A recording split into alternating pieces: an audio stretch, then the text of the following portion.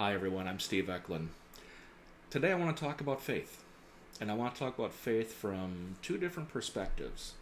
The first being faith in God, faith in your belief, your religion, and whatever it is that you see as the supreme being.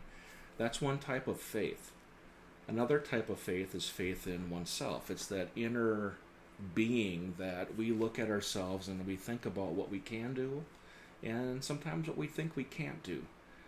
But faith comes to us from a couple different ways, and as humans, we also have the ability to, at times, sabotage ourselves, sap our faith, hold ourselves back. For example, do you know of people that they profess their faith with their lips, and they go out and they deny it by their lifestyle? Have you seen those people? Because that, to an unbelieving world, is simply unbelievable. Yet these faithful people are out there amongst us and leave us sometimes scratching our heads. But then there's faith in ourselves. There's faith in our belief and our ability of what we can do. And today, this morning, I sat down and I've been writing for the better part of an hour and just jotting down random thoughts and things that were coming to mind and then ad-libbing from them a bit. So if I can indulge you for a minute, I'm going to look down at my notes because I have quite a few here. But, we experience things in life that we focus on. If we're focusing on things that are high energy, things that bring us inspiration, then we're going to be focused on very positive things. Conversely, we can look at things from another perspective and focus on bad things. Misery is always around us. We can always focus on misery. Just pick up your phone, the computer, or turn on the news. You can see misery pretty much anywhere by watching what's going on in the world. But we don't want to focus on that. We want to focus on things that are positive.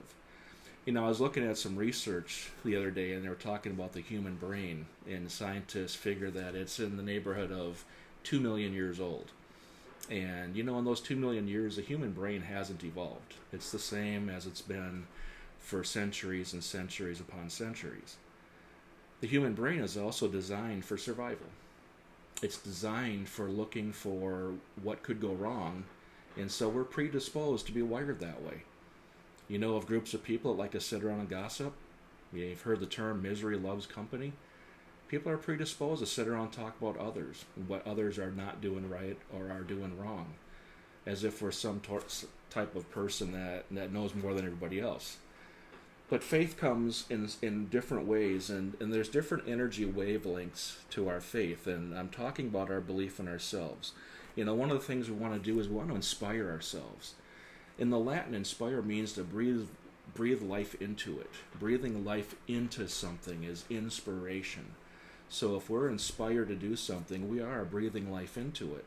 And if we're doing it at a high energy, life is great because we've got so many things happening around us. If we're doing it at a mid-range energy, things are so-so. We're getting some results, some not so good results, and things are just kind of happening. Then if you've got low energy, and if your energy is really low, that can lead to a poor life. That can lead to the despair and the feeling that, everything I try just doesn't work. But you've got to really ask yourself, am I pouring my full energy into it? Am I giving the belief I have the strength it needs to lift me up and be a better person than I've been? I was asking a question in a meeting a while ago, and I was asking people to think about a time when they had a breakthrough in something they struggled with. And what was the faith that they had that helped them overcome that struggle? For me, maybe it's a little sheepish to admit it, but I had a fear of flying for a long time. I flew. I got on the plane and went everywhere. I never walked away or didn't get on a plane, but I was a white-knuckle flyer. But what happened was, and it's a long story, I won't go into all the detail, but a dear friend of mine who was going to be the best man at our wedding, he and I were going flying one day in a private aircraft, and I couldn't make it that day. So a friend went in my place. And as you can tell where I'm leading this, the plane did crash and they were both killed instantly. Very sobering moment when you think, if certain circumstances had not occurred, I'd have been on that flight. And so after that, I had just this fear of flying, just this anxiety that I just couldn't overcome. And the way I overcame it was I was sitting on a plane one day and I looked up the aisle and I saw the two captains, co-pilot and pilot, sitting in the cockpit. And just a thought hit me like, they don't want to crash either. If they don't think this plane is safe, if they don't think there's something that sounds right or wrong, they're not taking off. Because they certainly don't want to have that fate either. And it just, for some reason, it calmed me. And now when I get on a plane, I have no qualms. I fly all the time. We get on flights. Don't give it a second thought. But there was a period of my life where I was terrified to fly, and I didn't show it outwardly, but boy, I was in turmoil inwardly as that plane was taking off and until it landed. But, that was faith. That was a faith in myself that I conjured up, and I finally conquered that fear. And I believed I could, and now I still believe that I can do that and fly anywhere. And as I went around the room, we talked about different things that happen in people's lives and the type of faith that they used that inspired them, breathed life into what they did that helped them to overcome it. Every one of us has that. Whoever's watching this video today, you need to inspire yourself. Breathe life into your ideas. Create and raise that energy from low energy to so-so energy to high energy.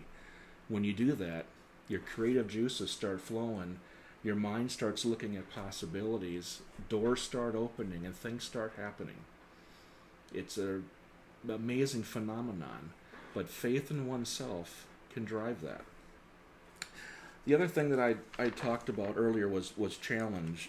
Belief is an absolute certainty. When you've got a belief in something and it becomes an absolute certainty, nothing's going to stop you.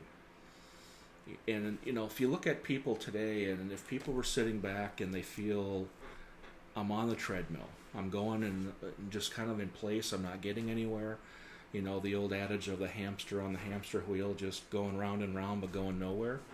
You got to take a step back and look at, what do I need to do different? Is it your vocation? Is it the income?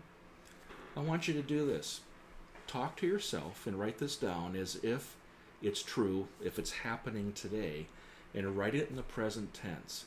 I am so happy and grateful now that I am making, and fill in the blank, X number of dollars per month or per year. And think outside the box. Think of what you would really love to have. Have a faith and give it energy that you can do that, because it can become true. You don't have to look at your job as the only source of what you can do. You can have multiple sources of income. You can do other jobs. I don't care if you have a degree or not. I don't care if you have expertise in a certain vocation. You have the ability to do whatever you want to do. You got to have the faith that you can do it.